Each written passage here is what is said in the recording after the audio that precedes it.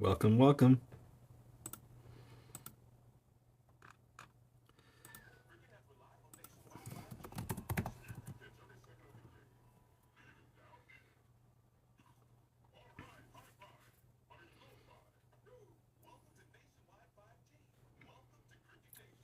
Nationwide 5G.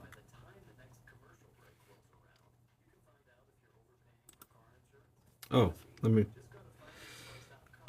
do. Here we go.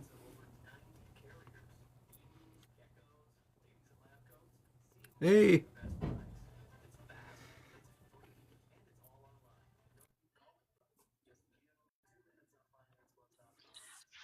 Hi, hi.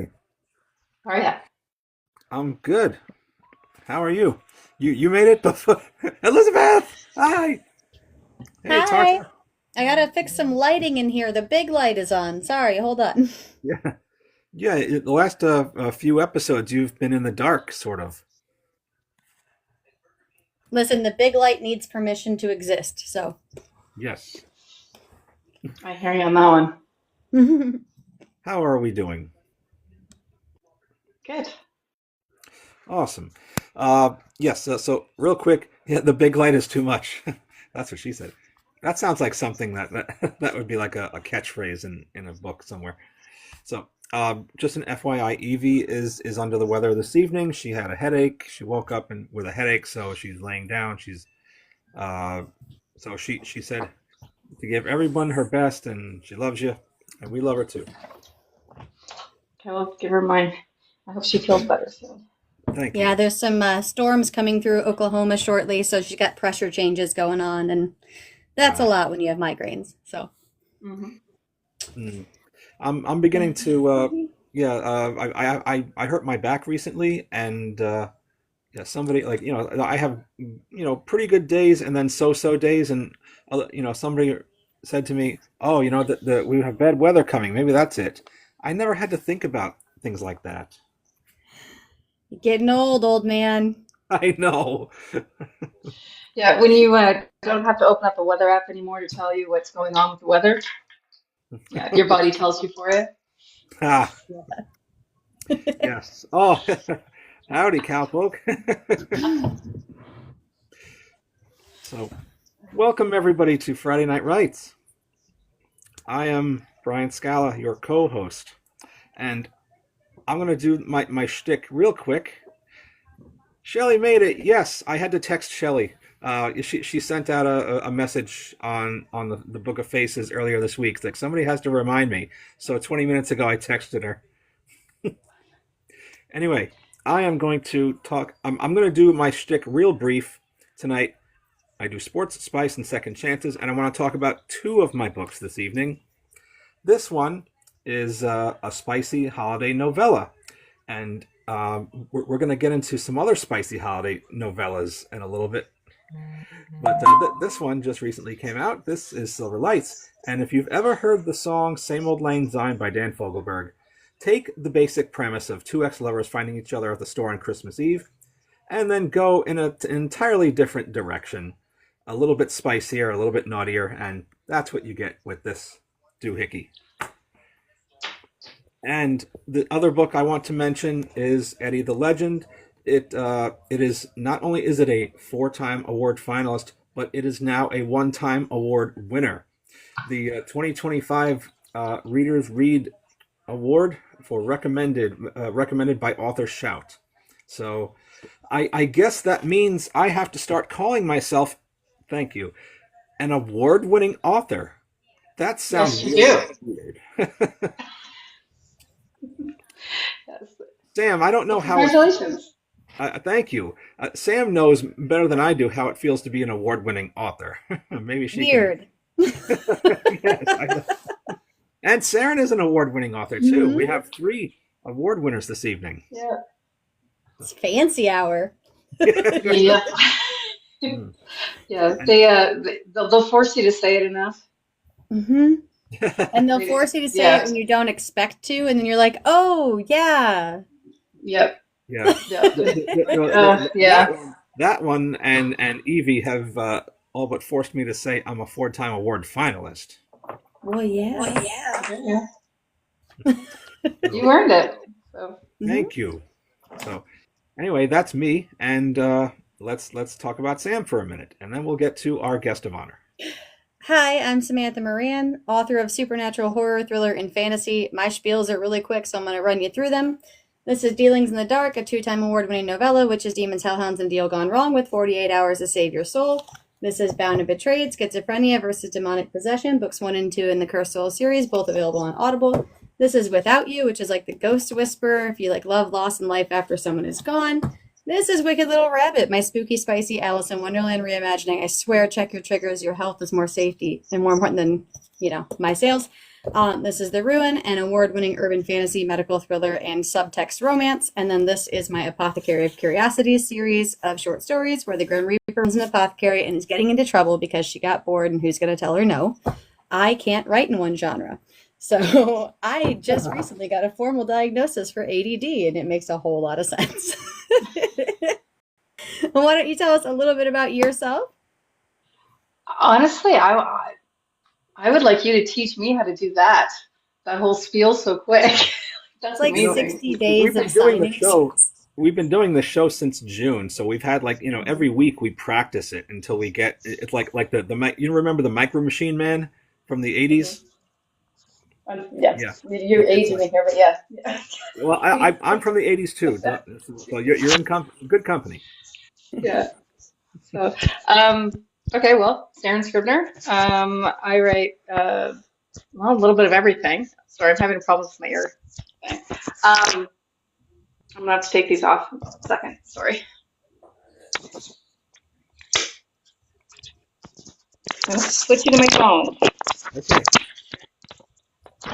And by the way, thank you for hanging out with us a little bit late this evening. I know it's a little after 9 out in the Maritimes. It is. Okay. Can you hear me? Absolutely. Okay. Now I can do this. Okay. So Sarren Scribner, award-winning author. I have written a few things. I have written the Hermione series, which is tried, tested, and true. I have a book of poetry, Coffee and Early Morning Thoughts, which goes along with a little thing that I do in the mornings. I have written Sarah's Rising, which is an award-winning women's fiction. And I have my latest Christmas novelette called Going Down. And it is under my Naughty Novelette brand, which is a new thing that I'm doing. And as you can see, it's the Naughty Novelette. So that's probably as quick as I could show that on this app. So. And it definitely lives up to the billing. I just read it and I just finished it today, and it is quite naughty and quite good. Yeah. Excellent. Well, I'm glad you enjoyed it, Brian. Yes, and if I'm not mistaken, are we giving away a paperback? Bleh, words are hard. Are we giving away a paperback version of Going Down? Yes, we are. Now here's the issue with that. We're on strike. So once the strike is over, I will mail out a signed copy to whoever the winner is. Sounds good. I'll throw some swag and stuff in there. So, and it's open. It is open to Canada, United States, and international, like across the pond. I'm okay with it. Ooh. I'm going to have to pick your brain about how to ship internationally because currently I only ship in the US and I would love to ship internationally, but someone wanted to buy a copy of The Ruin and I'm in Michigan. See, how do I do this on here, right? And they were way up here in Canada and it was going to cost me $60 to ship it. So we'll have to chat. Yeah. Make friends with your postal workers. This one thing. But it wouldn't be author life if it didn't have some sort of complications like the strike. So here we are again, trying to figure our stuff out as we go. Yeah. And then, Brian, what kind of emoji are we using tonight for our Schmidt? Well, since Going Down is a holiday story, I figured we'll make it easy for everyone. We'll do a Christmas tree. Works for me. No worries. During all throughout the evening, we will encourage you to drop that Christmas tree down in the comments, and we'll read home a copy eventually when the good people of Canada come back to work, or the Canada Post rather. Exactly. Then that's what Tara did with me, by the way. She just dropped me her books and some book plates. Nice. And Gotcha. yeah. Hey, Tracy's from Canada. Oh, well, either way, they're on strike. But so Yeah. so Tracy's a sweetheart. So. yes, she is. I've met her twice. I met her at the Grand Author Takeover, and I met her at Sinful this past year. And she's going to be a Sinfluencer next year, I believe I saw. Yes. It's going to be super exciting. And also, Yes. she's going to be an influencer at Booked in Chaos. Yes. And I will see She is. you guys there this year. Yes. I have to say, I think this is the first time I've ever seen you without the cartoon filter. Like, ever. Because I knew who Sarren Scribner was, but I didn't know what you actually looked like. It's fascinating how being online can totally distort our perceptions of people. Mm-hmm. And it's also fascinating as an author how many of my friends whose real names I don't actually know. Well, Right? allow me to spill the beans for you. My real name is Brian Scala. Oh, you mine's didn't know actually Samantha Moran. It is not Sarren Scribner. And we won't dox you on here either. It's just That's kind of okay. a funny thing, you know, how many people you know but you don't know. It's Right. fascinating. Yes. So, by any name, would you care to tell us who is Sarren Scribner? Sarren Scribner is a lot. So she can do a lot. She's a wife, she's a mother, she's a friend, she's a writer, she's a hear me out.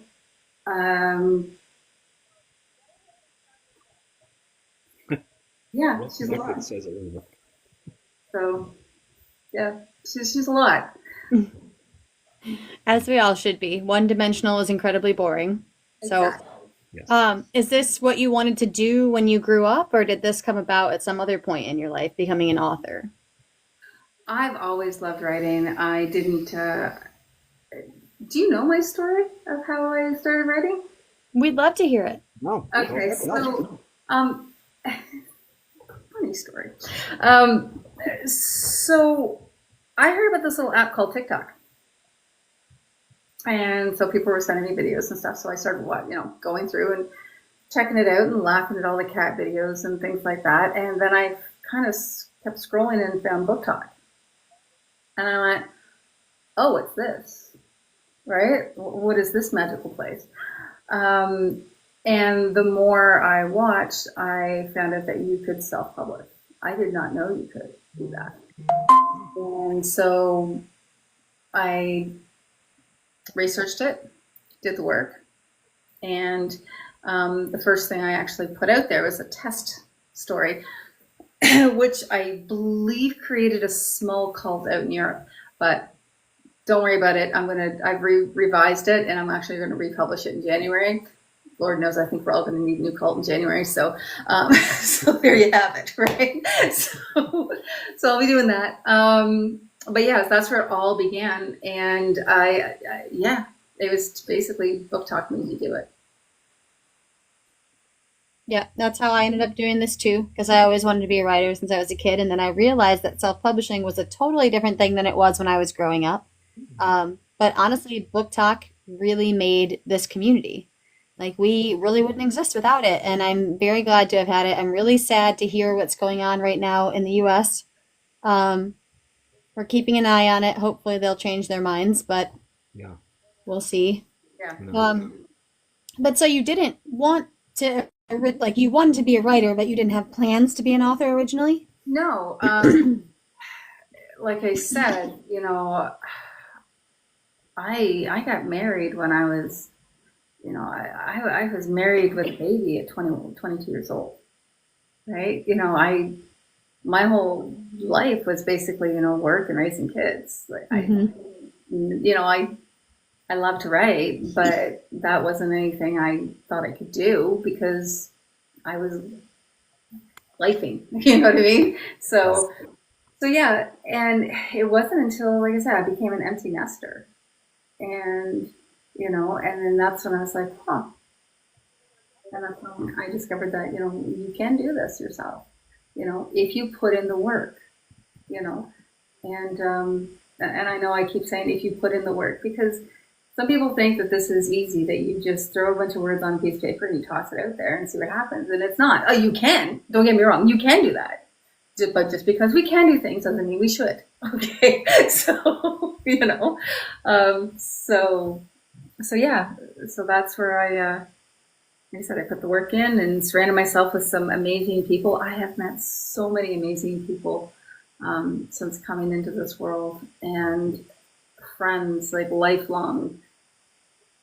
A lot of them are down there in the comments. Yeah, like family. Like I found family, but, ride or dies. So, and I know about that, yes. yeah, you've seen some of it, Brian. You saw some of it. Oh, You saw, yes. you saw some of us in person who, what it's like. So I do, yeah, and yeah, I know exactly what it's like to have that ride or die. That the people who see the worst parts of you and the best parts of you, and they love you no matter what. they love you through the good, the bad, and through the crazy. Mm-hmm. And that's Yes. what We've all been a little bit crazy lately, haven't we? right. I Right. don't think I'll ever not be. For a girl who doesn't, so this would be, if you include the Antho piece, January will be my 8th thing published. Nice. It's 9th. Well, if you say redo it, it'll be 9th. But anyways, for a girl who's not very prolific for putting things out, I don't put out things very quickly. I've written 3 stories in, what, Elizabeth? 6 weeks? Like, this is crazy. Like, I'm just writing constantly now. It's like, but Elizabeth puts out 1 book a month practically. yeah. I think we've got Robert in the comments, who Robert's probably put out a book since we started this TikTok. Man, I wish I could do that. Yeah. That sounds lovely. But I got a 3-year-old and a 7-year-old and multiple sclerosis, so my life is not. My ducks aren't. There's no row. They're just like scattered somewhere. Same. You guys are doing an antho about mental illness and the invisible, right? Mm-hmm. And I'm saying to Elizabeth, like, I have Crohn's and colitis. Okay, a lot of people don't know that. Something I live with, and I've been wanting to write a story where the main character, she has Crohn's, because remember, girls don't poop, right? We don't poop. We're not allowed to, right? We don't fart. We don't do any of those things. So I wanted to have a main female character that has Crohn's, and how that would affect her dating and her self-image and all those fun things, and just the struggles with it. And I did. I wrote it in like 2 days. Nice. Yeah, it was crazy. So, but yeah. So it's. I really appreciate what you guys are doing, because having those things being so people can be seen. Yes, that is definitely the goal, is to bring our community together and to do something that's meaningful for everyone. Mm-hmm. And I was going to write my short story for the Antho about having multiple sclerosis, because that is such an important thing in my life. And then when I sat down to write it, I realized that while the multiple sclerosis sucks, it's all the other things that come with it that are really the problem. And so I ended up writing about deep, horrific depression and unaliving ideation. And I'm actually almost finished with it. I have 2 scenes left. I think it's sitting at almost 5,000 words right now. I'm gonna have to do some slashing in the editing there, because I'm always over the word count by the end. But I know that I'm working on that one. I believe Evie's doing something about chronic pain. Yeah. Brian's doing his own as well. Silverton here is going to try to contribute too. yeah, So yeah, it's a cause that we all very much support and care about. And we're all so much more than what you see on the surface. 100%. Yeah, 100%. I'm I started writing mine, and I got so deep into the darkness that within that I had to take a step back because it really shook me, and but I know exactly what I'm writing, or at least I think I do. um, and part of the issue with my character, since I do write sports, um, I decided that part of the issue will be CTE, which you hear about all the time, especially with football players, and how it affects their mental capacity or lack thereof. Yeah. Right. Yeah. That's concussion. Yes, yes, that's the. Hold on a second. I'll find out the exact. I didn't mean to throw you, Brian. Chronic Well, traumatic no, There we that's a go. encephalopathy. chronic traumatic encephalopathy. Yes, But it with has that. to do with the concussions, right? Yes, Yeah. Yeah. repeated So yeah, blows to the head. Yes. I'm a hockey girl. I'm sorry. Okay. Yeah. Well, it is prominent in hockey as well.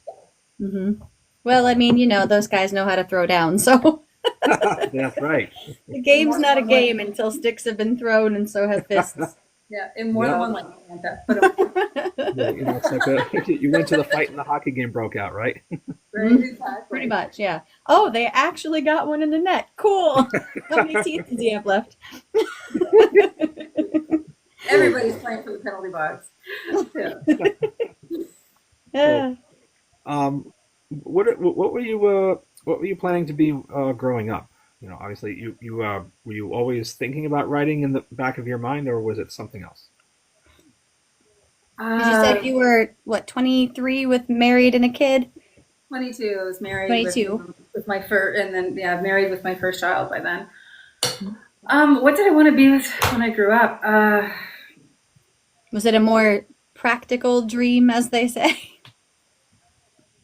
Yeah, Mine too. I've worn a lot of hats. I'm I just think gonna, she has grown up, Kim. yeah. Hold on, I actually have a shirt I should have wore for tonight. It says I don't know how to act my age. I've never been this age before. Um, so, but uh, it's funny. I'm losing my train of thought here. What, honestly, when I was younger, my focus was being was being a good mom and a good um, partner, right? Um, that was my focus. And then as the kids get older and not that they don't need you, but they're doing their own thing, right? Right. And I got a little more time to focus on me. That's when it was like, okay, now what? Now what? And so I focused on various careers. Like I said, I've worn many hats, Right. and I've That's and what. Yeah. Was it Tarta who says, you know somebody, like, no matter what it is, whether it's like a mechanic or a hotel manager or whoever, you know somebody. I may have a contact with you. Oh, so you're the guy. Yes. You know a guy. Everybody needs a guy. Yeah. Yeah, everybody gets one. Yeah. Yeah. So yeah. Now, we work to survive. Before this, I was a teacher. I actually quit teaching after the pandemic. It was absolutely insane to be in the classroom after that. And it wasn't the kids, it was the adults, and that was the hard part. But becoming a writer is like finding who you are, finding that piece of yourself that you kind of shove down. So, um, just curious though, aside from writing, do you have any hobbies? Uh, I used to. I yeah okay. So I mean okay. Can I say reading? Because I read a lot too. I, s- I love to cook. I love to cook. Um, and I love to experiment in the kitchen. And yeah, that would be my biggest thing is cooking. So That's right. I do remember some of your cooking videos, where you. I think there was a thing sometime last year where you were baking, but you were wary of the FBI, perhaps? Looking at your search history, I don't remember the exact context, but it was something satirical. Yes. And as Tanya said, yes, I even try to teach the girls how to cook sometimes. And Tara and I have this thing where I'm horrified by how she cooks. I love her, but I'm horrified by how she cooks. Tanya doesn't cook apparently either. Tanya Lynn. Ah. I'm just, I don't know how I've surrounded myself with people who don't cook. So, but yeah, I do love to cook. Like I said, I love to experiment, and I love to pull it into writing too. And maybe there's something come down in the future that you'll see about that. That was one of our questions for you was do your characters share in your hobbies in any way? Oh, there's food in all my books. As a matter of fact, in Hermione Tried, one of the editors said that she wants the recipe for those damn eggs. So And now that is Britt Fouget on the cover of that one. Is that correct? yes, it is. It is Brit. Brit's on the cover of Tried. Hold on a second. I got them all backwards here. She is on the cover of Tried. Mm-hmm. And Brit's going to be at Booking Cast as well. Yes. So she's coming. Yes, I'm looking forward to meeting her again. Yeah, that's exciting. I can't wait to meet her. I didn't want to say it because it's Tanya's book, but yes, I'm writing her a cookbook. So it's going to go in with one of her books that she's doing. It's going to be like a companion for it in the back. Let's just say what she uses in the book and what I'm using in the recipes are two different things. Yeah, I have sampled some of Tanya's work. I would imagine that might be the case. Let's just say that I'm going to switch out her it's going to be my recipes, her ingredients, but in my recipes it's going to be, beef, chicken, or pork, whereas hers are going to be something else. So we'll leave it at that. The other white meat, according to Elizabeth. Exactly. Whatever she uses to turn the trees into humans, Right. well built humans. I want some of that too. Female persuasion. Are we including some fava beans just to be safe? Oh, well, for sure. There'll be a nice Chianti for sure. You've got to pair your wines well. I love when I find my people. Oh, this is I said to I think it was Tanya. I said it was Tanya or Elizabeth. One of them. I said all I know is that whoever actually tries these recipes, right? They are my people. 100% will be my people. Because if you can read a Tanya Lynn book or a Marley York book, right, and read that scene, and then actually go and do the recipe, right, you're in 100% with me. So Tara's lost. Not a purple people eater, it's a regular people eater. Yes. Yeah. Don Bork, a fellow Canadian, wants to remind everyone that tomorrow you're going to be going down at Dog-Eared Books in Armagto. Yes. So I have a book signing tomorrow morning in Armagto. I'm actually doing a virtual signing with the girls. Dawn's coming to visit me, thank goodness. And I'm going to be doing a virtual signing with the girls as well because they have some their books at Dog-Eared Books. So I said, why not? Why just me? So I'm bringing my laptop. I'm going to throw them up on Discord, and there's stocks there, and they can do a virtual signing while I'm doing the in-person signing. So, because again, we support each other, all of us, because we're all at the same table. Right? Yes, it's a community, not a competition. That's what it is. Exactly, 100%. So. And as a community, we all have other, things that are near and dear to us, like causes, charities, things of that nature. Is there a specific cause or that is near and dear to you? Is something that you routinely give? Animal rights. Right. Animal rights, yeah. Anything to do with making sure that the animal rights laws are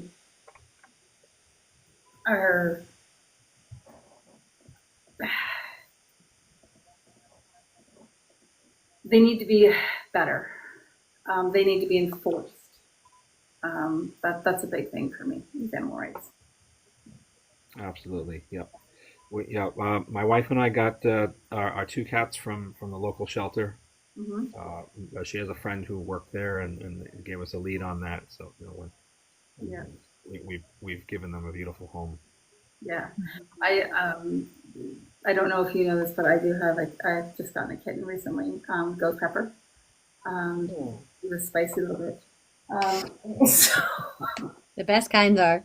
she is. She's a black cat, and she's destroying my house. I did not realize that a kitten was like having a toddler. Oh Uh, yeah. yeah, and yeah, calming curtains. It's like my Christmas tree. Yep. I have, I had I to have, get a spray bottle.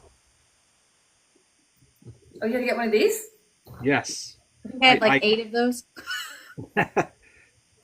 Yeah, I had a cat. I had her for 13 years. We actually rescued her from a Craigslist post because someone found them in the woods out behind his apartment complex. Mhm. And I took her home. She was the runt of the litter. Her name was Callie Aiko because I wanted her to have an Irish name and something that meant spunky. So I chose Little Fire in Japanese. And she lived for 13 years despite having epilepsy, which is actually a pretty, pretty decent run. And then she developed type 2 diabetes because, cat food is so healthy sometimes. Yeah. But yeah, she was like that too. She would tear up anything and she would get up on top of the refrigerator or the microwave and just hiss at my husband when we first got together. She was like, she hated him. And eventually warmed up, but like she was my cat. You know what I mean? Yeah, I do. Had a Wow. similar. Um, Pepper and Bo, I think they're practically a bonded pair already.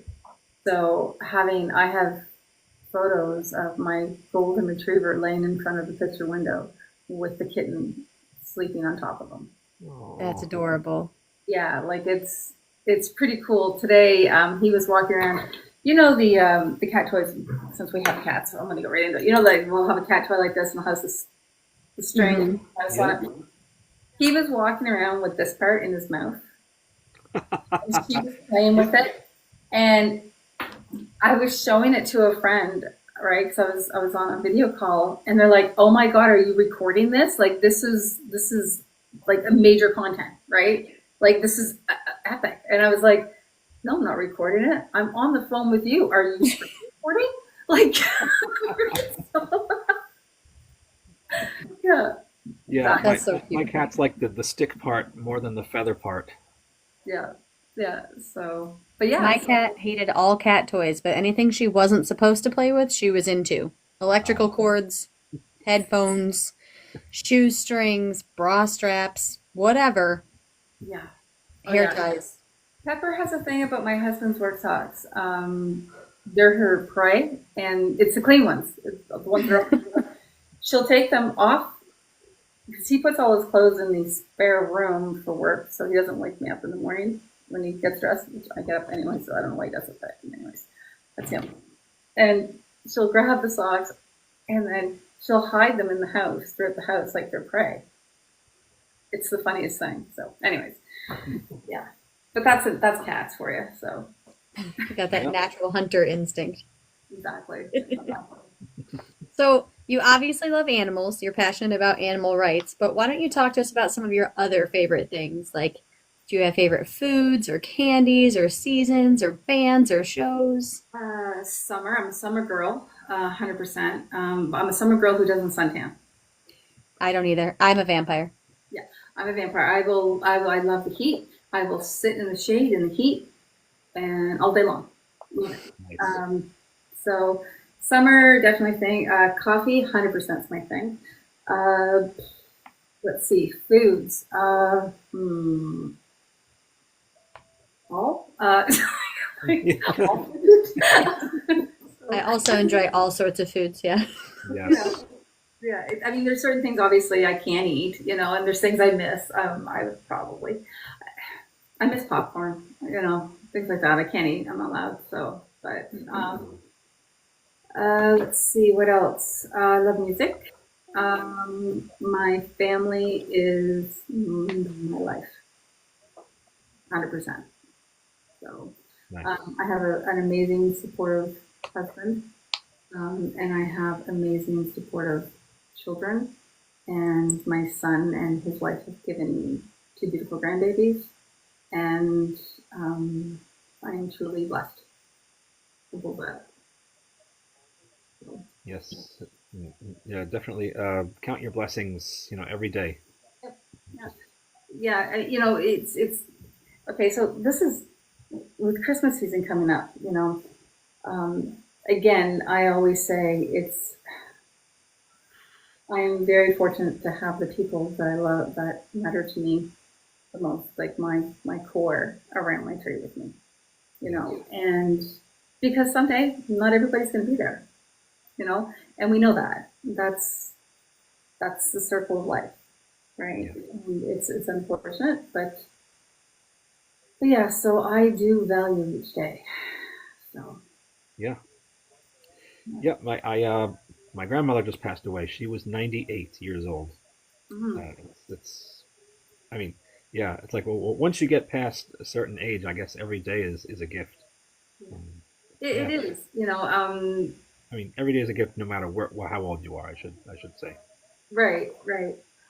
Did you have the conversations with her, Brian? Like, I- did you have a close relationship with her? Like, were you able to sit down and be like, hey, what was it like growing up with this or that? You know, I had a close relationship with my grandfather, her husband. He was my babysitter growing up, and we talked about baseball and all. He drove a bus in the city, and he used to, when I was little, he would wheel me in the radio flyer over to the train station. Like to walk. Grandma was always the housewife. She stayed home. She read books and she cooked and cleaned, and that was how who she was. That was the thing to do back then.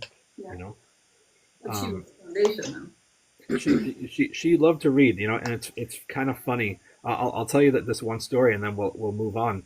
Um, Towards the end, when her mind wasn't really there anymore, she would the aide would come in to help her, and she kept telling the aide that she was this famous author. though. Mm-hmm.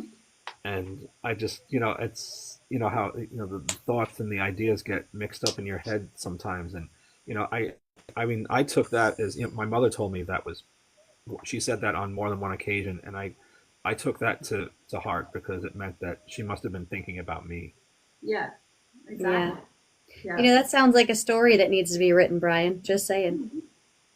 Yeah. Yeah, there are a lot of stories that need to be written. It's just sometimes I just, lately it's been work and trying to process, and like the writing, writing is kind of taken a back seat for the moment, but it will, I think after the holidays, once I have time, Mhm. I'll get back into it, and I will absolutely finish that anthology story in a Yeah. couple in the next week or so.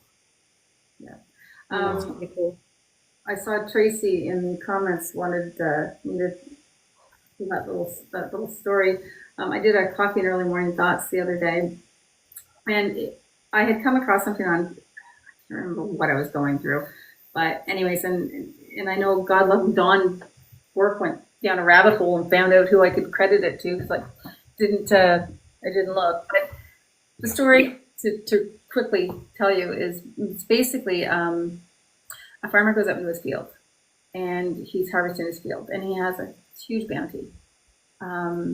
It was a great bumper crop that year, and the same with the calves and stuff they had a lot. So he said, I'm going to put on a feast. He said, go into town, invite all our friends and family and the whole town, to come and share in our good fortune, right? And so the daughter goes into town, but the daughter's smart, and she stands in the middle of town and she yells, "Fire! Fire!" Right? Our house is on fire. Who's going to help me? Who's going to help us? And there was a few other friends and family, and then they just kind of, well, I can't right now. Um, but there were people that came forward, right? And so the ones that came forward, she said, well, they come back and, they went back to the house to help. And when they get there, of course, there's this huge feast laid out, right? So they all sit down and they eat and drink and everything's great. The father comes over to her and he says, my daughter, I'm so proud of you. He's like, look what, all these people that you brought. He goes, but he goes, I don't know a lot of them. They're strangers or maybe acquaintances. I don't see, where's a lot of our family and friends? And she explained what she did. So the moral of the story is, right? People, you don't, if they're not there for you in the hard times, right? They don't get to share your wins with you. I saw that video the other day, and that's so true. Mm-hmm. So, but yeah, so that was the story, Tracy. Tracy loves that little story, so yeah. But well, and there's something to be said too for what is family. I mean, we have this concept when we're raised where it's your flesh and blood relatives, but really there's so much family to find along the way, and sometimes the ones that you come from are the least supportive in your life. Yeah, I mean, really, there's the DNA family, and then there's the family you choose, right? The people you share, you surround yourself with, and those are the ones that, that's how you get through the day. Mm-hmm. Yeah.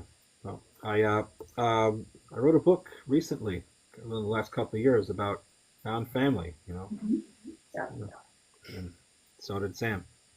Yep. There are things that I've discovered about myself as I get older, something I've talked about in my books as well, that people are who you perceive them to be when you're younger, and then when you're older, they reveal their true selves. And you learn a lot about yourself along the way too, as you discover who you can love and trust, and who does, come to your aid in the fire. And a lot of that gets processed through writing. I mean, for all of us, I'm sure we go through some pretty significant traumatic things in our lives and then work them out on the pages. Mm-hmm. It's part of the beauty of being an author. Correct. Mm-hmm.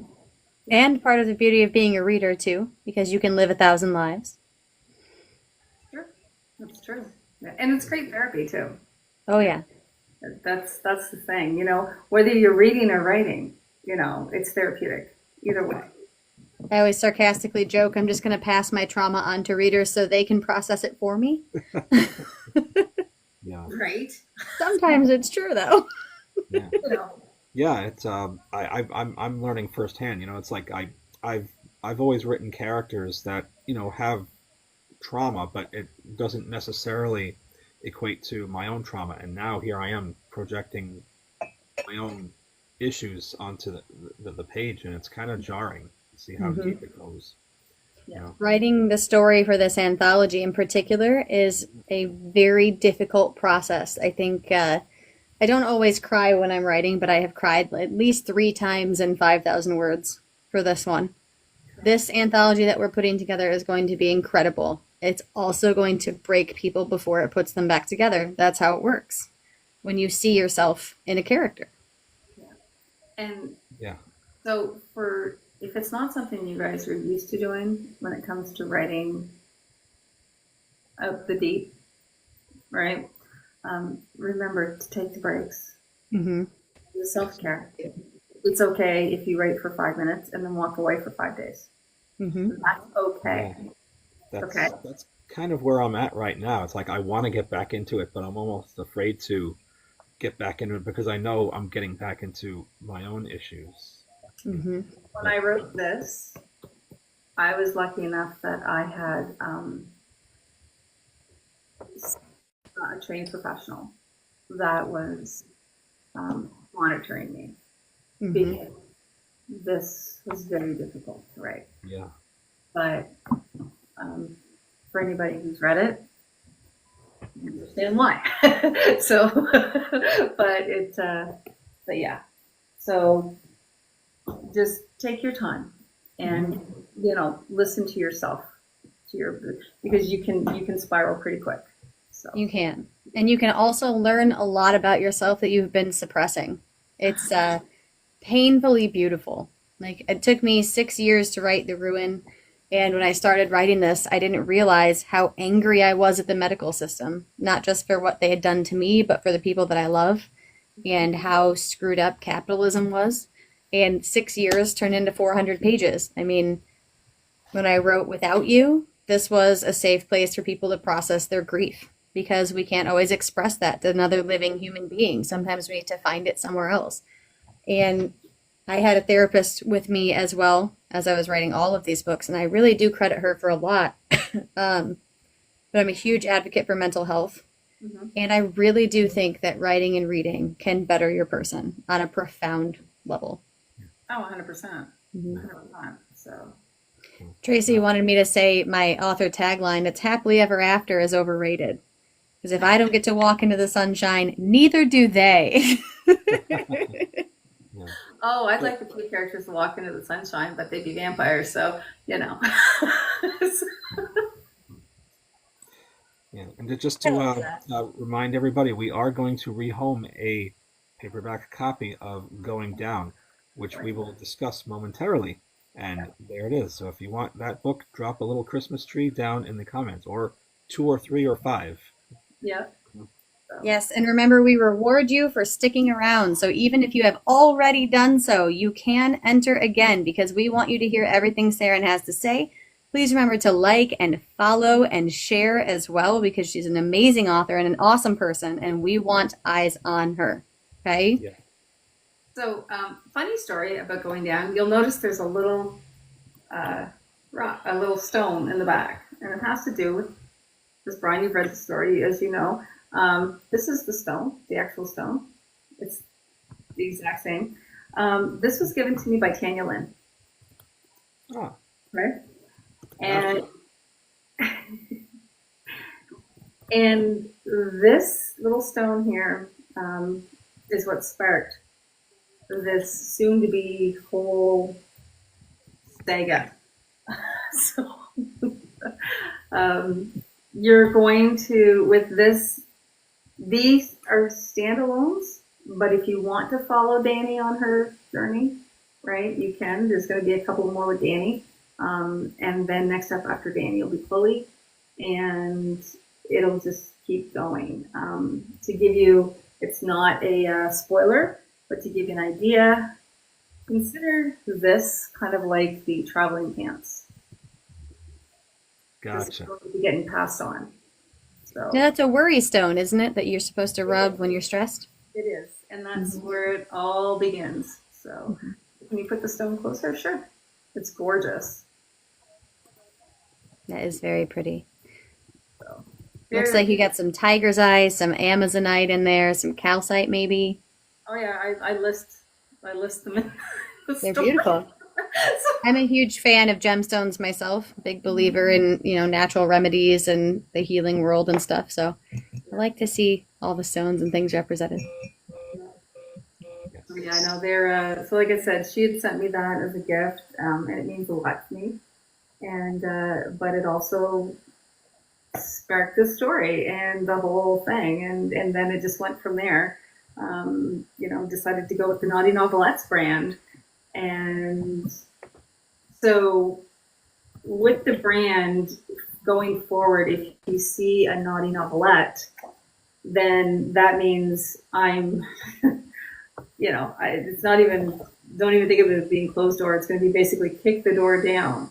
Okay. Have a seat on the edge of the bed and have your popcorn while you're watching. You know what I mean? While you're, So you're like Kool-Aid Man, the book, like boom, fourth wall, all gone. exactly. I like it. And with anything else by Sarren Scribner, you might get anything from almost fade to black to what you got in the Himani series. I was gonna say, this little ditty right here is not exactly fade to black. No. It's up on my TBR. Yes. And I have questions. I know somebody down there likes to say that, but I have questions about Going Down. I just want to mention it a couple Brian, things. didn't you get a class in school? I didn't get a class in elevator Sheboygan 101. Oh. I am very well versed in that Aerosmith music video. Yes, yes. And this does all take place really in an elevator, Yes. So it's in an elevator. I love it. Well, you've got going down, and then Tanya Lynn's yelling timber because she's got the Right? trees. Yes. Get some Kesha and Pitbull lyrics in here. Yeah. So, I did notice that your main character's name is Danny, Dani. Right. I have a main character named Danny in Eddie the Legend. Danny has a boyfriend, sort of, named Bryce. Uh-huh. Oh, I never even thought about that. Oh my God, Bryce. I have a character named Bryce in this book. I know. Just So I'm trying to put two and two together, like just coincidence. How do you know your friends? Bryce is a dick in this. He Bryce is. isn't always the nicest in the other one either. No. Bryce comes around. Bryce is very much a dude. He's kind Yes. of a rich, entitled, classier dude, bro. Yeah. Talk about the the male gaze. Yes, that is definitely Bryce Palmieri. Oh, yes. He's like, I never even thought of that. So, oh my God. But he's not Mr. Wide Receiver as our friend in Going Down, or actually not. Well, Bryce is Mr. Wide Receiver in Going Down. Yeah. And his partner is Backdoor Barbie. Yes, Backdoor Barbie. Yes. I like it. Oh, yeah. I have all the Mattel puns in there. I'm just waiting to be sued, so it's great. You know what? And the funny thing is a friend of mine mentioned that. They said, oh my God, like they're very litigious. Like, are you sure you want to go with this? And I said, why not? And worst case scenario, I become famous. All press is good press. I was to say, no such thing as bad publicity. Yeah. Listen, if they really want to go after an indie author, what are they going to get? The few pennies in our bank account? Come on. Right? Yeah. Like, seriously, it's like, okay, you want I don't know. I think I've made 15 cents today. You can have that if you want. Yeah. I mean, all Let me things get that considered. cane for you. Hold on. Yeah. Yeah, I've got a couple of friendship bracelets to offer. Hey, happy birthday, Taylor Swift. I just have a trophy that says I'm a mean editor. That's all I have left. Everything else is going to Christmas. I have the best dancer one. Nice. So yeah, so I just wanted to touch on Going Down. I did find it quite entertaining and quite quite educational as well. There's a big debate on that, on one scene in particular, where the girls, Tara in particular, was yelling, I had to make sure that there was wet naps or something available. Yes. because there was an opportunity or to clean up. Yeah. So, so the edits. Did you notice the back of the book? What's in the very back? Yes, I did. There were some comments from the Peanut Gallery. Right. So, what I did in the very back of this book, Sam, was I put behind the scenes shenanigans, and these are basically direct quotes from the editing staff with no context. I love that. And it's like I say to them, "Can you guess which parts of the book they're referring?" Okay. So I'm going to give you verse 4. Okay. I have it up on my screen here too. Okay. There's no way this doesn't burn. She should have gone with sugar cookie flavored. Okay. This makes it sound like she's Tom Cruise in Mission Impossible when she's just doing the awkward shuffle I do down the hall every night trying not to wake my kids. Okay. Honestly, this is a great statement. If I were Danny, I'd let him ramble to explain this one. Now, Ryan knows where that one comes from. Yes, Yeah. yes. And then last but not least, The next for the one kind of first goes quarter- with that statement. Yeah. She had a strap on in your ass, Bryce. I hardly think this was a first encounter. Yes. That makes a lot more sense now, the whole backdoor party thing. And I'm going to skip through to the very end of them because there's a few of them. The very end says UTI has left the chat. Oofa. Bravo. Yeah. I love it. So, Yeah.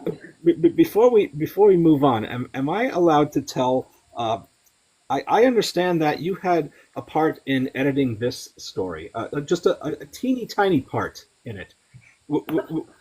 Am I allowed to tell that story? 100%. And you know what? I'll fill in any of the blanks. Okay, for you. So, There you go. You go ahead. I'm going to tell what I know, and then you can fill in the detail. So apparently, I decided that Danny Lang was going to drive a Nissan Pathfinder, and my editor down there, Ms. Garner, she's reading the spicy passages, and she's puzzled because a lot of this stuff is happening in a Nissan Pathfinder, and it's not. She's trying to picture it in her head, and it's not really fitting, so to speak. So she calls Sarren, and Sarren, to her credit, goes out to her car and starts to mimic the movements as Elizabeth is reciting these. The math was not mathing, yes. So Yeah. she goes out to her car, and Elizabeth is reciting my work in progress, and she's trying to mimic the movements of these characters, and comes to the conclusion, nope, the car's too small. Dashboard twister. I got it. Yes. So let's give this some more context. Okay, so this is broad daylight. I'm on video chat with Elizabeth while I'm doing this. The neighbors can see what I'm doing. Is I'm in the car, adjusting seats, putting things back, putting legs up, doing all the things. Okay, like I'm doing all the things. I'm going over this way, that way. I'm doing. And I'm like, no, that's not going to work. No.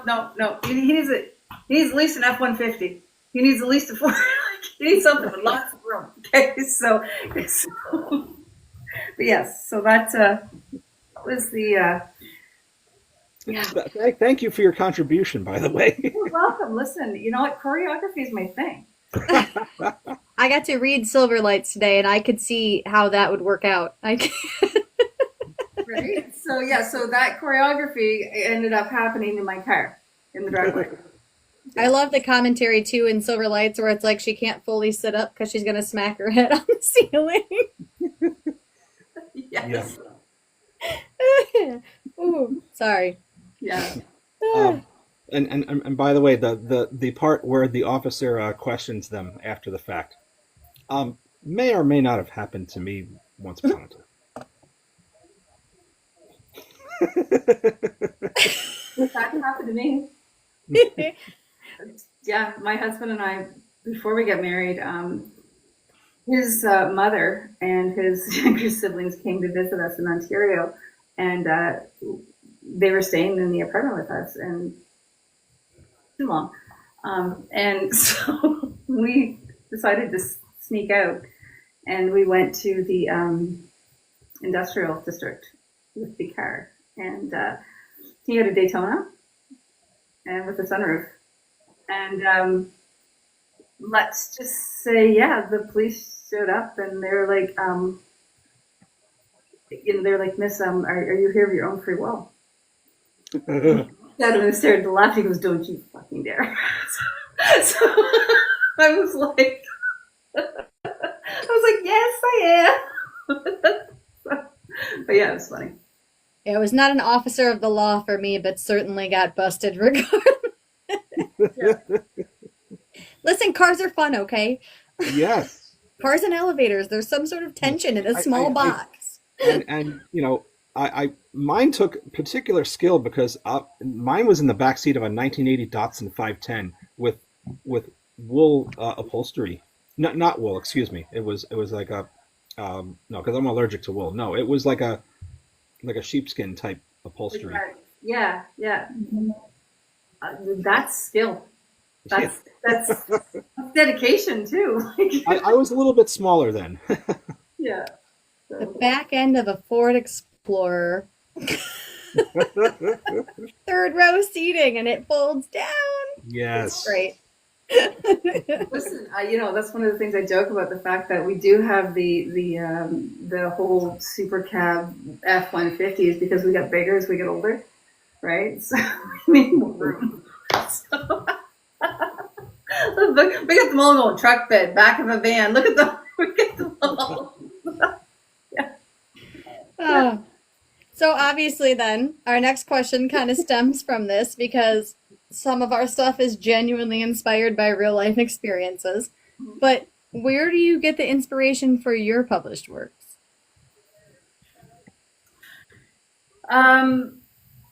So for the Hermione series, I love science and I love science fiction, right? I am a straight up geek nerd. I don't care what you want to call it. That's me. I just love it. Okay. So I loved reading about shifters, but I wanted to go a different route. And now I know it's been done. Everything's been done. Okay. There's nothing that hasn't been written, right? We just put our spin on things. And I wanted to put my spin on this. And thank you, Richard. So I wanted my shifters to be created in the lab. And I wrote the shifters that I wanted to read, is what it was. And I wanted to have that, okay, but how would this world look, right? And how would they survive? And so I love world building. I will sit with anybody for hours and build their world, right? It's just one of the things I love to do. I will sketty till till the cows come home. But yeah, so that was my thing for the Hermione series. Yeah, sure. And for going down, You mentioned a stone for that one. yeah, it was the stone for that one. And You mentioned Aerosmith. Aerosmith, yes, I do mention Aerosmith. Well, love an elevator, right? Yeah, it's like how many ways can I try to get sued? So listen, I wanted the next one to be called Uber Eats, right? But I wanted to have it Ober, okay, or just the O with the two dots above it. Oh, Uber Eats. Now, let's see what's going to happen there, okay? But yeah, so. So I imagine the tip would be more than 20%. Right? Exactly. That's the tip? Come on now. The whole thing. I know. The tips would only be about 20%. So $5 foot long. There you go. But yes. Something. So to answer your question, it's either something that's given, like something that means something to me, or I guess it all means something to me in one way or another, because even like I said with the Hermione series, it's things that I love and then I incorporate in my writing. So there's always a bit of me in everything. Yes. There is, I think we've Sam and I have talked about this before. There's little bits and pieces of ourselves in our characters. Mm-hmm. Yeah, for sure. That's how you make a character believable. Like, they have to have some sort of human relatability to them. You don't have to make the character entirely yourself, but you have to give them one of your little quirks or one of your goals or something, that just makes them innately accessible and relatable. Yeah. Yeah. Well, I've been asked in the past from other interviews, out of all my characters, which one do I relate with the most? And it would be Lily from the Hermione series. So I guess she would be your favorite character then?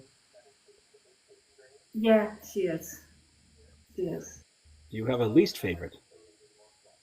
Actually, Callie, my first one. So, I have a love-hate relationship with my first book. Okay, I do. I love it, but it's also my first book, right? Right. And you go, okay, the difference and the growth between this book and this book, right? Yeah. And it's one of those. Yeah. I just Like yeah, this one and this one, it's like, I don't know, it's like two different authors almost. right. And it's like I love her. I love her. You know, exactly. But it's one of those. But and here's the shitty part is that when they pick up the series, this is the first one they read, right? And you're like, but I want you to read this one. I know. Like you don't understand like how much went into this one. You know, like they all. I mean, you put everything in them, but you know, again, your growth, right? And Yeah. so yeah.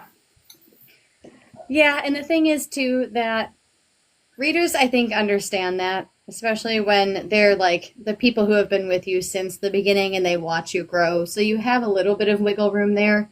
But like, I cannot read this book. And people tell me, oh, like, I loved that one and I'm so happy for you. Mm-hmm. I'm going to hide now. You know, like the mistreatment of the first book because of our own feelings about it is so real. Right.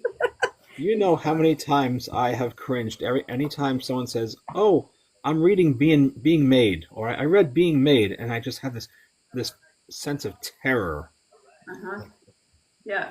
It's like It's coming up. like you're happy. It's like, oh, you know, okay, that's great. You're reading, and then you go, oh yeah. Yeah. So Yeah, you're like, so just keep going. You just want to be like their cheerleader going, hey, listen, I'm just introducing you to the characters. Keep going, keep going, keep going. it gets better. Yes. Stay with me. It's like the little engine that could keep going. There's nothing like listening to a narrator bring your book to life. I will say that. But Paige Reisenfeld, she did both of my audiobooks that I have so far, and she did it on live here on TikTok. Yeah. And it was so funny because I was already working on book 3 in the series as she's narrating book 1, right? And so I'm reading my book as she's doing her live thing, and I'm like, oh, I would have changed that. Oh, I would have changed that. Oh, I would have changed. Damn it.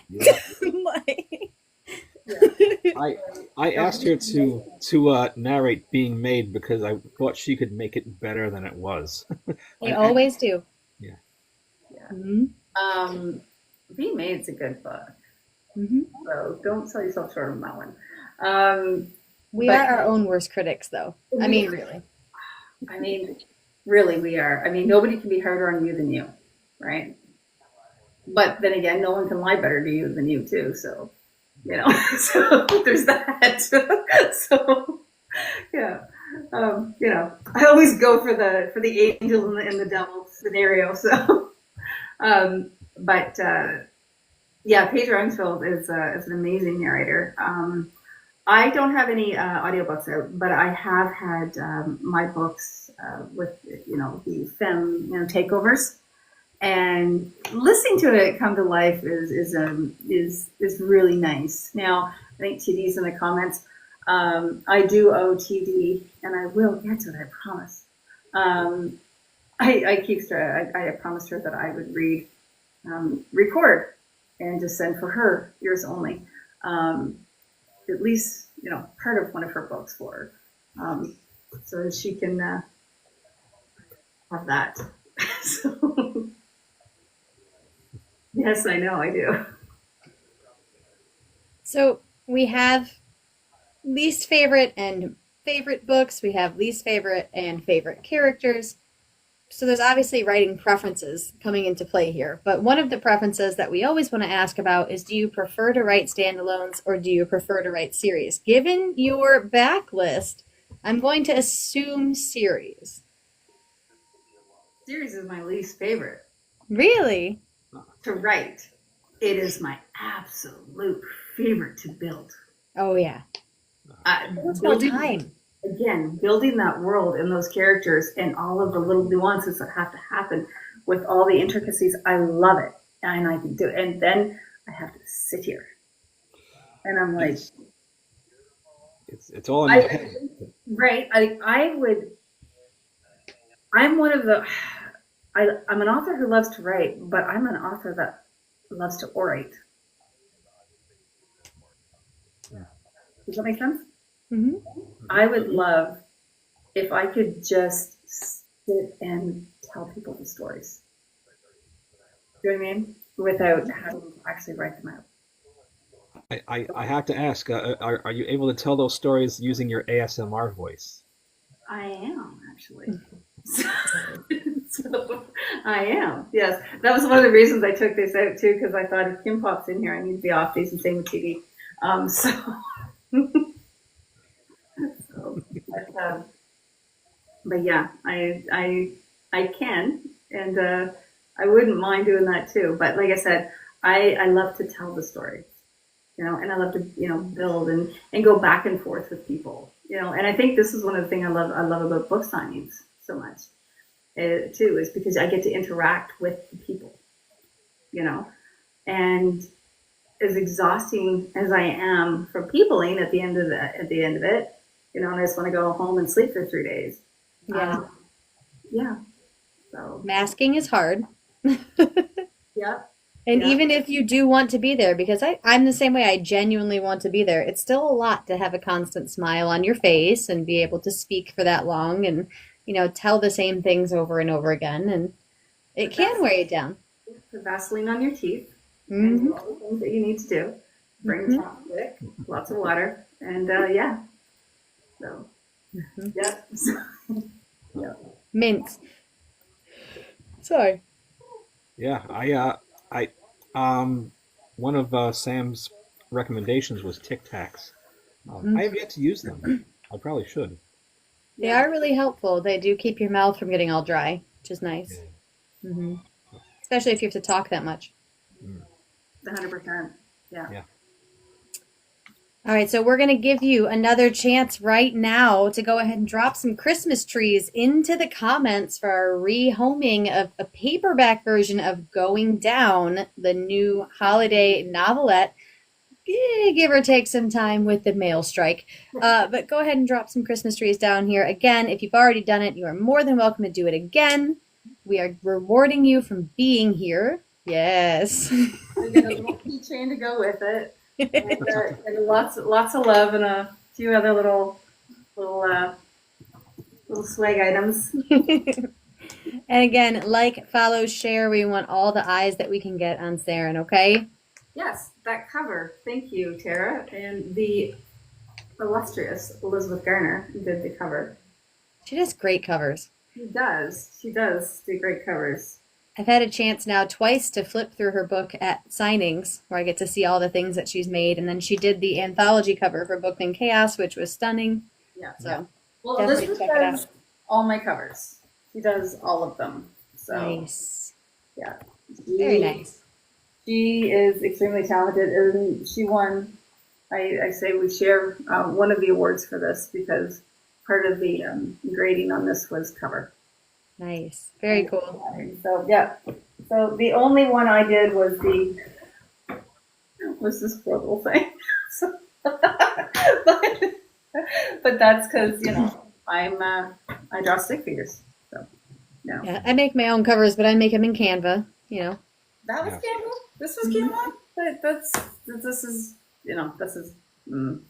I'm yeah. I'm slowly getting the hang of it with Canva. Mm-hmm. It's all about how you manipulate the photo and add depth to it with shadows and text, and Yes. sometimes simpler is better. I have learned. One of my covers that people picked on the most, I put the most work into, and then I changed it up, and the cover had like 5 images on it, and they were like, "That's the best cover ever," and I was like, "Cool." You never know. Yeah. But so obviously, we all have a lot going on, right, in this community. Being an indie author is not just a one job kind of job, right? We were talking about Elizabeth with the covers, and then you guys all like edit with each other, and you have this whole thing going on. How do you balance that with real life? Timing. I allot if I need a break from what I'm doing here, I walk away. I'm okay with that. I'm okay with saying no. Yeah. I really believe it is a full F sentence. Okay, yeah, I will say it. I'm fortunate my friends never ask too much of me. You know, and we're honest. If there's something that, you know,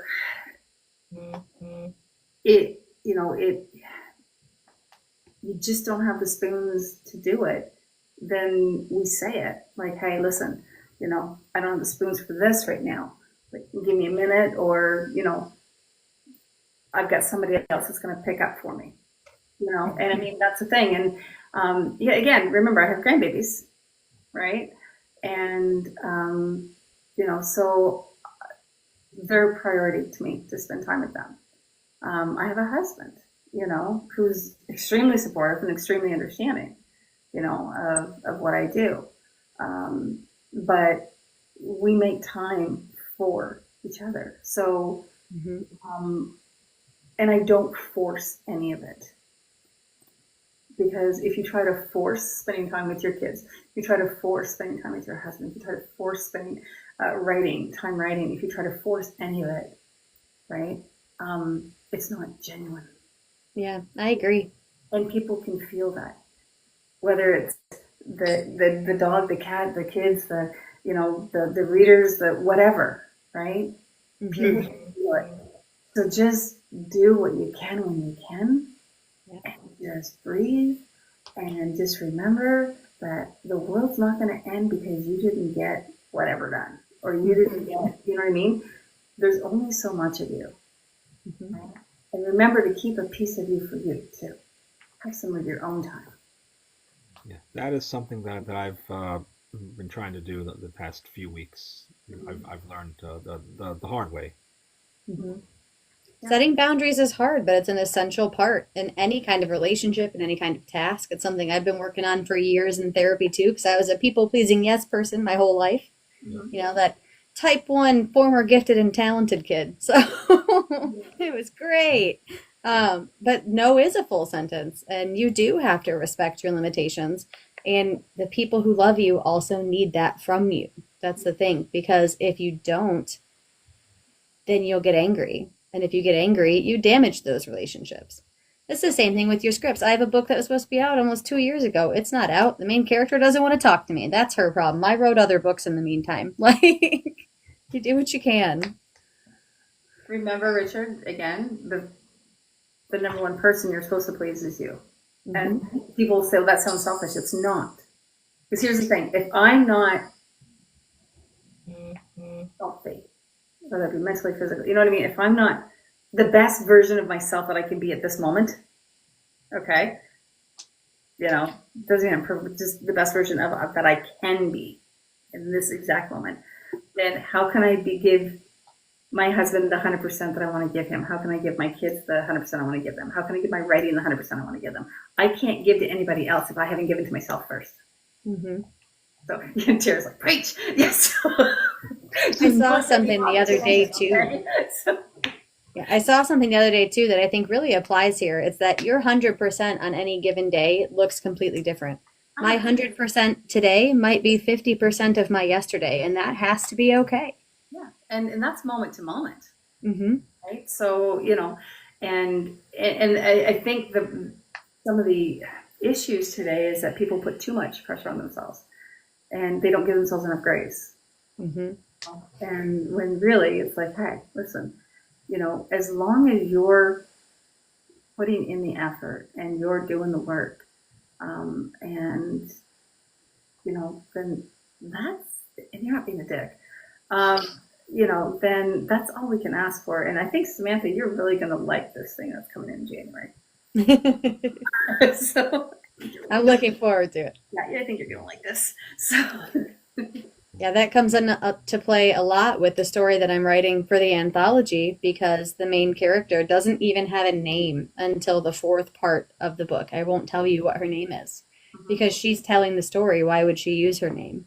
Exactly. You know? And the whole point is that when you're struggling with mental health issues, you lose yourself in that process.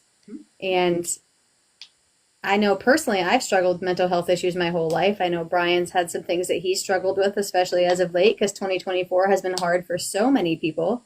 And a lot of that pressure comes in through that simple act of comparison, right? And comparison can be beautiful in its inspirational content, and it can be absolutely horrendous in the way that you tear yourself down if you're not meeting the same, standards as somebody else. But the reality is, everyone's life is different. Yeah. And the thing is, and it's not like, I mean, their journey's different. Everything's different. I mean, I have friends. I'm surrounded by amazing writers. I mean, this whole community has so many talented people, right? And I have some friends that have 20 some books out, right? I have some friends that have one book where they're working on their first. Do you know what I mean? Everybody's journey's different. Don't look left or right when it comes to that. Look at what you're doing at your pace with your, what's right for you. Because this is what's right for them, okay? Like, again, we joke around about Robert, okay? Again, I think Robert's on book 2 now since live started. But, he's put another one out already. But that's his thing. That's his pace. He's got this down, right? It's how he does it. I could never. I could never personally do that. And I'm okay with that. That's very, very well spoken, wise words. Usually the answer to that question is, what's balance? So this was a really nice convetion about how to actually structure that. Yeah, You asked. and like you said, you're 100%. It changes from day to day. It's like some days, balance is I want to write all day today, or I want to write a little bit today, and today I want to watch YouTube videos for 5 hours. It's whatever you need to get to where you want to go. Exactly. And sometimes the balance isn't even with yourself. Like when my 3-year-old comes in, as soon as I get in the writing groove and is like, "Mom, I hungry." Well, okay, that's more important than putting words on the page. Like you have to work with what you have. The author's hat off, and the mom hat goes on. Yep. You're just doing this. That's all we're doing. Yeah. You might need a moment to go. Yeah. And that's okay, but you got to switch. Well, that's like the girl goes. I saw this TikTok. She goes to Santa, and Santa says, "What do you want for Christmas?" And she said, "I want $1 million."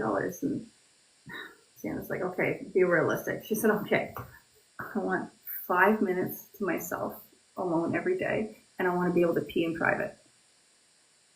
And looks at her and goes, "Do you want that in 20s or 50s?" Yeah.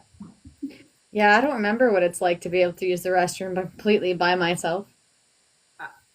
Listen, you know what? If I wouldn't get in trouble, if I could show you my legs, and I'll tell you why. Okay, my dog can headbutt the bathroom door. Okay, and the cat comes in and will leap on my bare legs. Okay, I'm tore all to hell. So I literally, my legs look like a crime scene. So. Yeah, but no, I can't. I thought those days were over when obviously your kids get past the toddler stage. You think you can use the bathroom by yourself, but apparently not. So, golden retriever and a black cat sitting there. So. Yeah, my cats, they ever since I hurt my back, they seem to have this radar thing. Every time I lay on my side on the couch, within 10 seconds, one of them pops up and nuzzles me in the face. Mm-hmm. Yeah.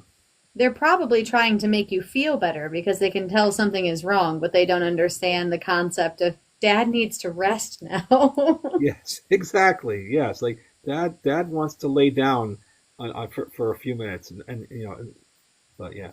But they're doing fruit kisses. Yeah. Yes, that's true. Yeah. No, not when getting back to your writing briefly.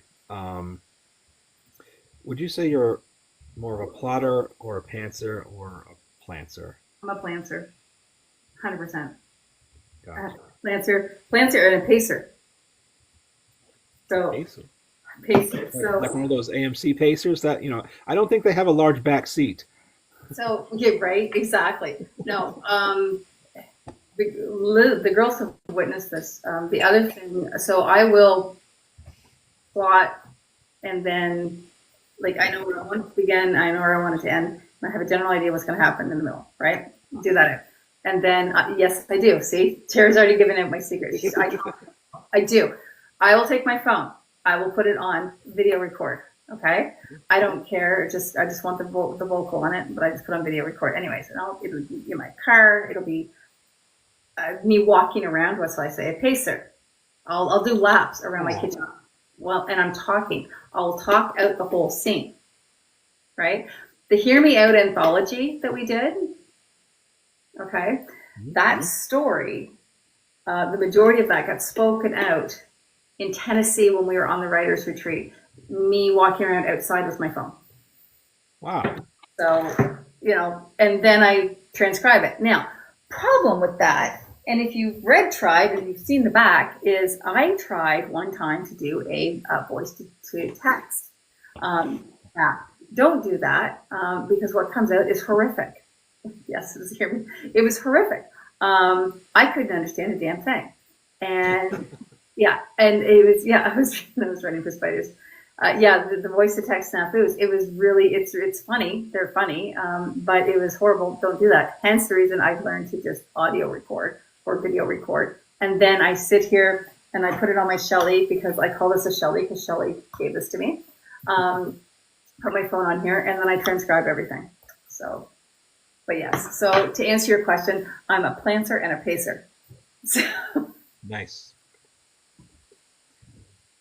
Yeah, more than once I've gotten up in the middle of the night and tried to go back to bed, and I have this scene in my head, and I have to use the notepad on my phone to either type it out or talk it, or do the voice to text, like you said. Oh yeah, my notepad on my phone is a hot mess. I actually wrote most of Bound and Betrayed while I was rocking my son to sleep on my cell phone in the rocking chair. So we do what we got to do. Absolutely. I have used Notepad sitting in waiting in a doctor's office and stuff. It is kind of funny especially if you're writing one of those scenes, and you're sitting there and you're like, dum, dum, dum, dum, dum, dum. Are you looking at me? Don't look at me. Don't perceive me. Or worse, when you're sitting in an airport, right? You get your laptop up, or in an airplane, and you get your laptop up, and you're just doing it, and you just kind of see out of the corner of your eye the person next to you kind of going through one of these, and you're like, mind your business. Listen, if you want to read it, you can pay for it. Yeah, there you go. Exactly. Yeah, nobody rides for free on this, okay? So Buy me dinner first. I mean, come on. right. Come here and call me a good girl. That's right. Take me to the bookstore. That's better. Exactly. Now, as an author, is there a specific reason why you chose indie publishing over traditional publishing? I know you said Book Talk got you started. Money. Mm-hmm. Straight up. I want control. I'm a control freak. I have control issues. I am well aware of that. Okay. I don't micromanage the shit out of something. But, and yeah, so I want total control. I don't want anybody telling me what to do. I'm a grown ass adult. Don't fucking tell me what to do. Mm-hmm. And I want I want, if I'm going to put the effort in, I want to make all the money. Why should I be giving my money away to other people when I'm the one who's doing everything? Yeah, and I've learned that a surprising number of traditionally published authors are still doing all of the work behind the scenes, and then the trad pub houses are taking a huge chunk of the royalties. That's really disappointing. Yeah. No, I mean, to me, it doesn't matter how you're published, right? Mm-hmm. Whether it's trad, indie, hybrid, whatever journey you decided to go down, okay? Hats off to you, right? Again, we're all going for the same thing. We want our stories out there for people to read. But for me personally, I'm just a selfish control bitch. That's it. So that's it. So I wanted it. So yeah, I'm the same way. I did not want someone to tell me to change the story that I knew was right. No. I'm Yeah. not doing it. Do you know who Kennedy Sutton is? Yes, I know the name. Yes.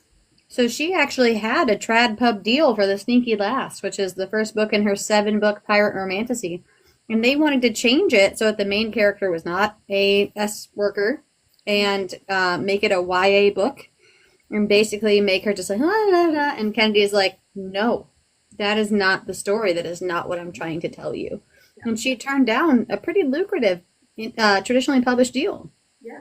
Because sometimes the best thing that you can have is freedom. Yeah. 100%. Because we don't have a lot of it.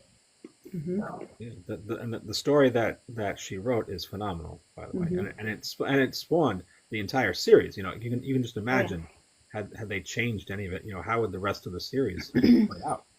Inspired by the sea shanties she used to sing to her child to put him to bed at night. It's really beautiful. yeah. But yeah, I the control, the being able to actually express yourself the way you want to, or even down to the cover design, you know, it's just how it's marketed. It's so important. Now, I am fortunate, speaking of cover designs, I am fortunate enough that even though Elizabeth does my covers, I swear that woman, like, I'll bring something to her in Canva. Don't judge me.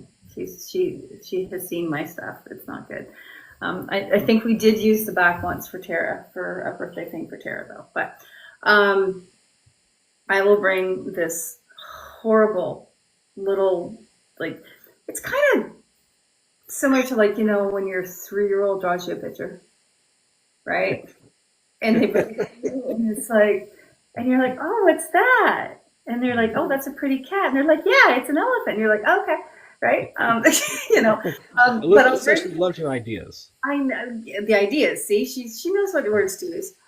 She's not saying that the actual. Okay, so I bring it to her and I go, hey, this is what I kind of want, right? And then she goes, oh, you mean this?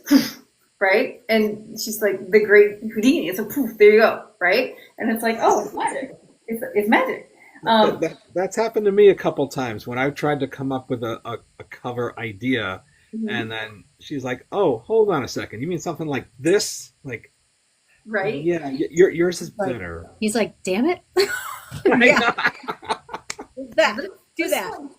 this one here is funny because where I started was because I had originally done the cover for that for Sarah Thriving, and so we were kind of doing a play off that with the colors and stuff that I had, and she's like, and she made this beautiful cover, and I was like, yeah, that's great, and she's like, what? Right, and I went, you know what I really like though? I said, you know, I picture this phoenix coming out, you know, and she goes, hold on. And she's like, you mean like this? And apparently, I guess I just lit up like a Christmas tree. And she's like, there it is. There's the cover. And that was it. I mean, she can literally pluck it out of my head. Now, you know, I am in awe of people like Elizabeth and Tara and Tanya Lynn and you know, Kim's covers. Like all of their covers are amazing, you know, and their formatting. Oh my God, their formatting. You know, the things that they do, and you know, and I have the tools. You know, I have Atticus. I have all the things, but I don't know. It's just not my talent. You know, it's not my thing.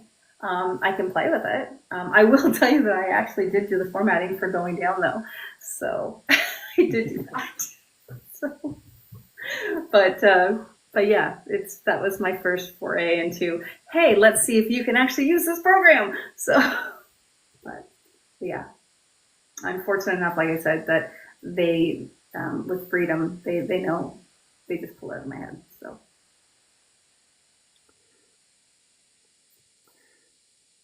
Yeah. So now, obviously, you've have like a lot of experience and gotten some great advice over, you know, since you've been writing. What advice do you have to anyone else who is just starting out, hope to become an author? Do the work. That's it. Do the work. Yeah, this is not a rich overnight easy job, let me tell you. No, I want you to do your research. I want you to understand the difference between show and tell.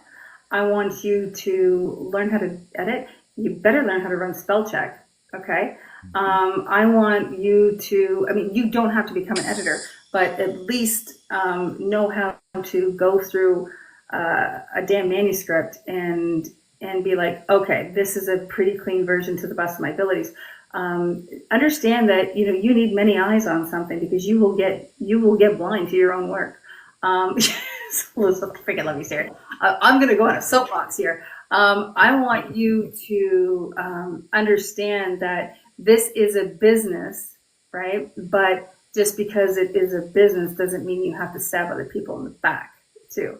That again, there's room at the table for everybody. I want you to understand that I don't care if you're making 3 cents this month or if you're making $1 million this month. I'm proud of you. Okay. I want you to understand that I get it. I get those insecurities, these, what the hell am I doing? I'm just going to set this thing on fire. This is a piece of shit. Nobody wants to read this. Why would they ever read this? I get it. Okay. I get it. And I also understand those days when you go, holy shit, I can't believe I wrote that. That is amazing, right? And I want you to enjoy those moments. I want you to roll around in those just like you're just oiled up on a bed, okay? I want you to enjoy it, okay? But in all things, just be true to you. And that's it. Yeah. Okay? I am honored to be in the presence of this one and this one, and everybody down there. By the way, it's. But I mean, like, yeah. The thing is, people know when you do the work. They do, and you can't just skate by on it. And they also know when you're being authentic, or at least when you create an image of yourself and you maintain that image of yourself. Because there is something to be said about people who put on a show as a performance, as a specific type of person as well. That is a valid pathway too. But whatever it is, you have to remain true to it. And I know in particular, one of the things that came up recently here on Book Talk was the importance of approaching sensitive topics with a lot of care. And that's one thing that I always kind of try to emphasize too, is that you can write about things either that you've experienced or even are outside of your purview, but you have to know what you're talking about, and you have to know how your words are going to affect someone else, because they will. They absolutely will. 100%. Mm-hmm. I have a book that discusses schizophrenia and how it's perceived as demonic possession. And that is a very tricky topic because, first off, schizophrenia is not a very well understood disease. People have a lot of stigma against that particular type of mental illness or disability. And then there's all this history about demonic possession and how people were persecuted because of mental illness. And I have a book that involves addiction and one that involves some other mental health issues, one that involves SA, particularly of men. Like, these are topics that are so important. And you have to make sure that you're doing more good than harm. Yeah, exactly. And the other thing is too, is when you're writing on some of these topics, especially when you get into the essays, or the child essays, Oof, yeah. be careful, because unfortunately there are people that will fetishize it. So be careful of how you write and how much you write of it. Mm-hmm. One of the things that I've taken to doing at the back of my books is providing resources for survivors or people who are struggling with or think they might be struggling with or know someone who might be struggling with these things, because they need to know that this is not just something you take lightly, you know? So it's definitely, being an author is definitely more than just putting words on pages. There's a lot of responsibility that goes with that too. Yeah, 100%. You know, and you have to think, how will this affect somebody? You know, because it's not for you. Mm-hmm. So we're going to get into a couple of fun questions, but real quick. No, well, this has been fun. No, don't get me wrong. No, this has been, this has been an absolute pleasure for me so far.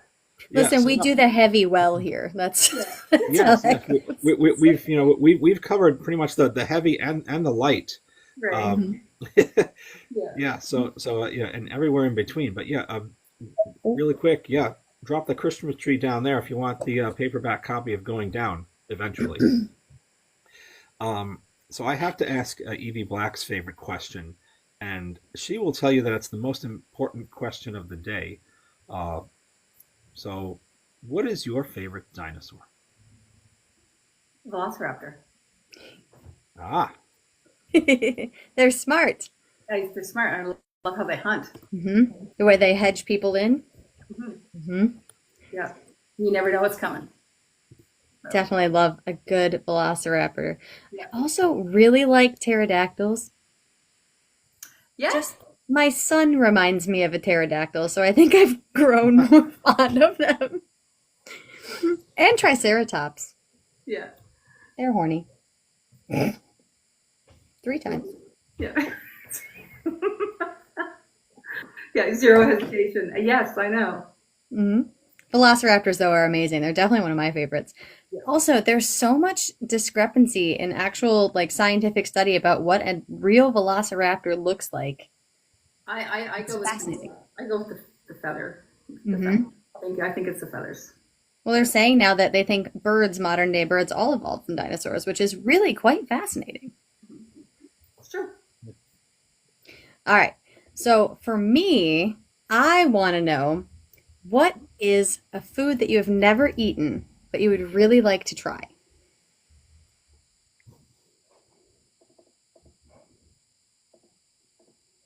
I've never eaten.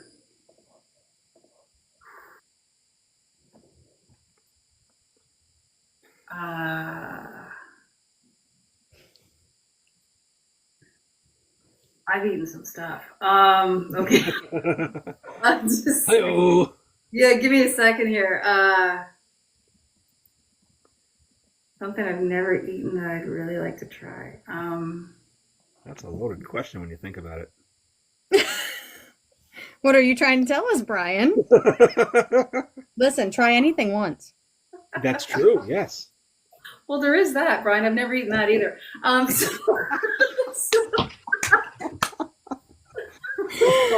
Friday night rights after hours. Yeah.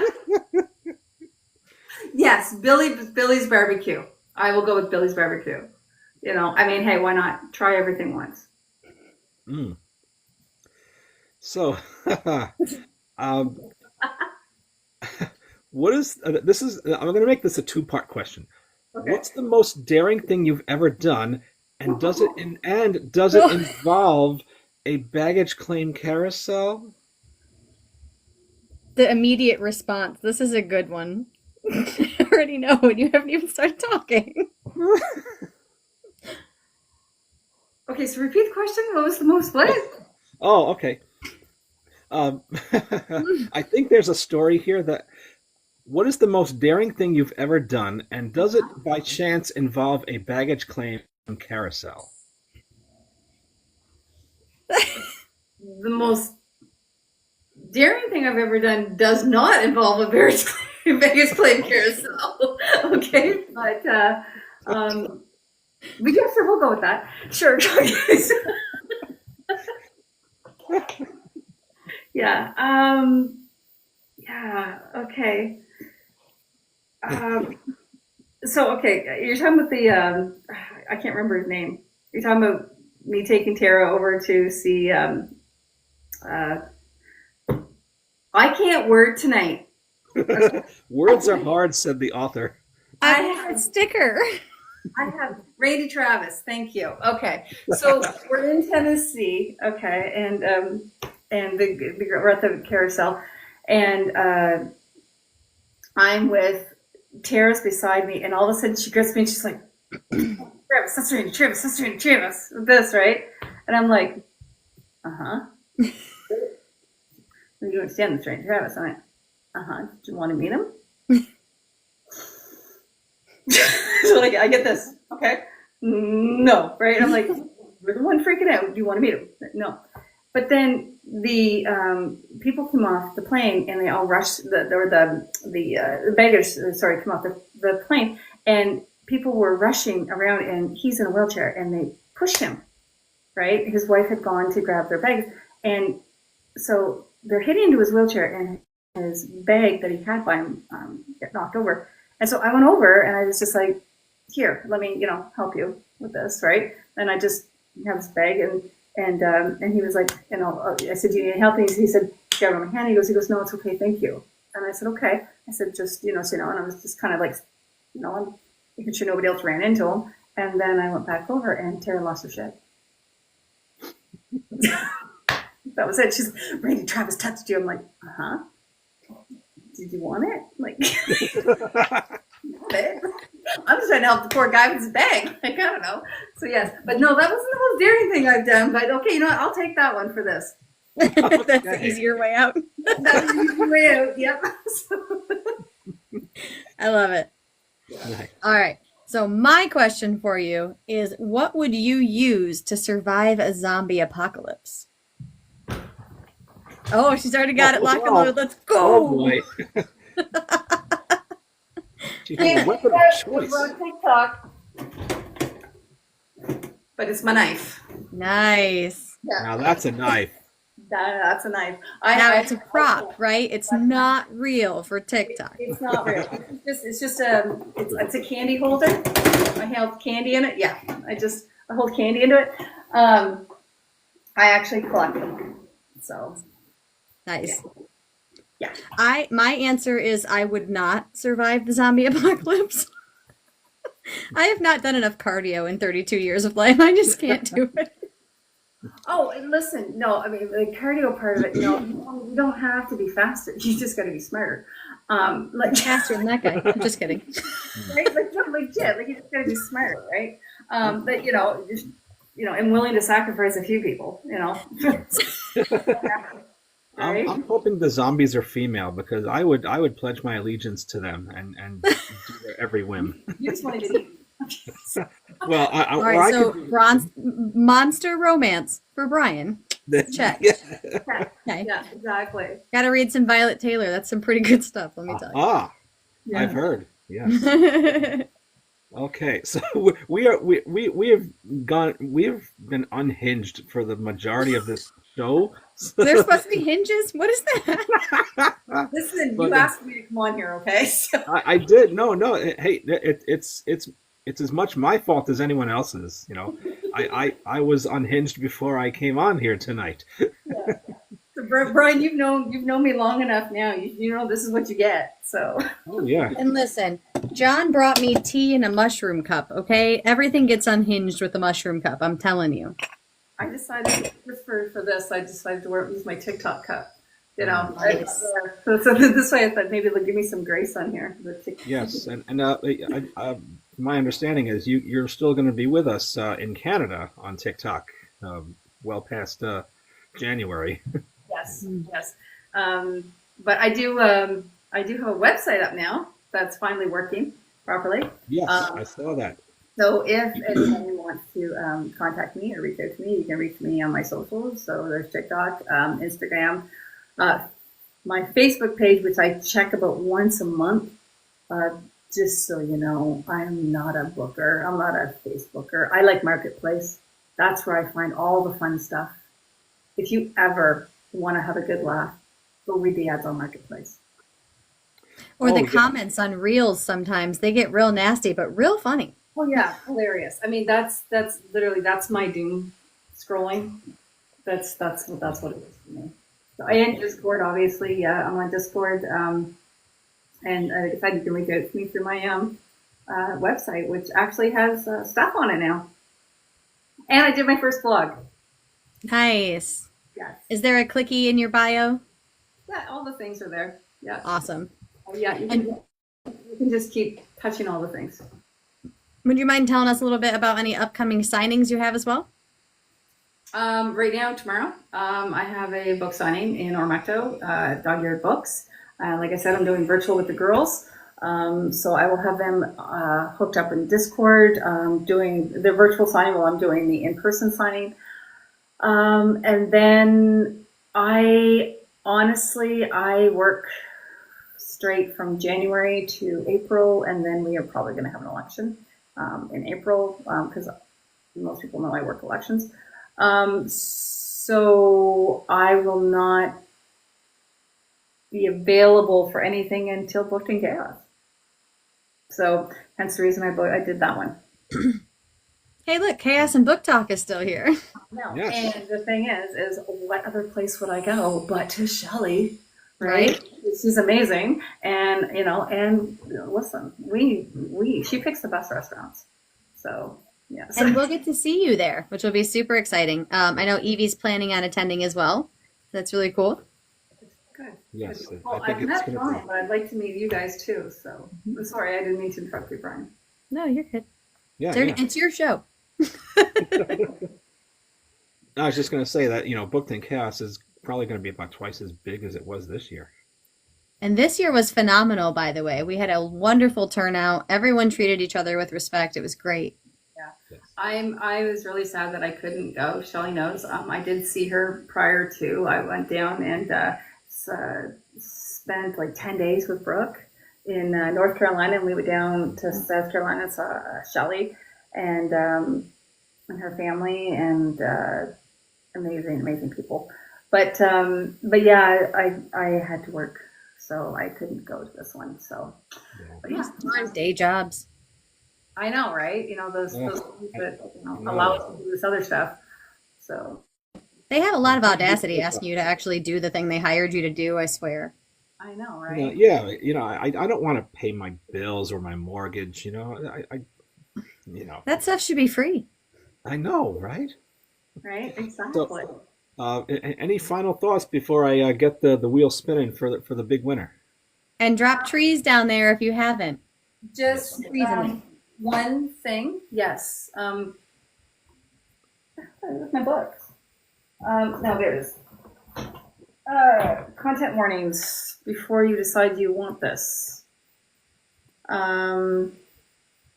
Just so you know, the content warnings are cheating, not main characters, sexually explicit scenes, profanity, gaslighting, confined space, concussion, hospitalization, anxiety, fear, and verbal abuse. If any of those are your triggers, please do not join into this because, again, your mental health matters. Okay? Absolutely. Safety first. So again, one more time, drop those trees down there. Brian will get them stuck into the wheel. Again, you can do it even if you've already entered. We are rewarding you for being here. So we are going to go ahead and spin that here in just a second. And while he goes and puts those names in there, I just want to say thank you so much for joining us on Friday Night Rides. I have had a blast on Friday the 13th, the luckiest day. It is actually to That's me. right. It took us an hour and 52 minutes to address the fact that it's supposed to be the scariest day of the year. Yeah.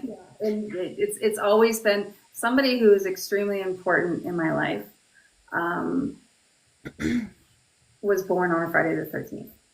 And my philosophy was always, then, there's no way such a beautiful soul could be put on this earth on Friday the 13th without it being a blessed day. Mm-hmm. I've always thought Friday the 13th were wonderful. Yeah, exactly. So. They're for the unique. That's what I think. People who are just a little bit different than everyone else and so beautiful. Look at all these names. I think that's more than we've had in forever. Wow. A lot of people put more than one tree on there. That's good. You had a lot of people from beginning to end. Yes. All right, you ready, Brian? Here we go. And the paperback copy of Going Down. As soon as it can go in the mail. Yeah, as soon as it can. And Tracy. Oh, Tracy. Hi, Tracy's Tracy. in Canada. Okay. That's Yes. good. Well, Tracy, you'll know when it's coming. Congratulations, Tracy. Yes, congratulations, Tracy. It's really exciting.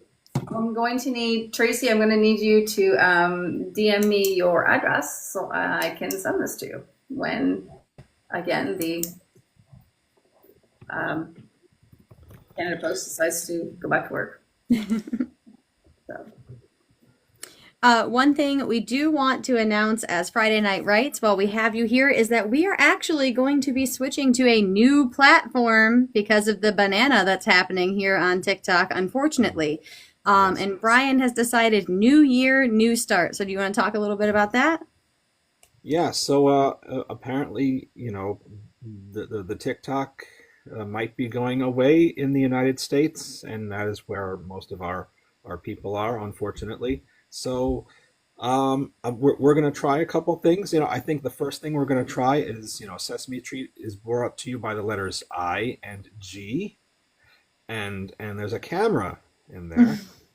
So Yeah. I think everybody knows where to go. We're gonna start January 3rd with our big show, and I don't remember who's on that day.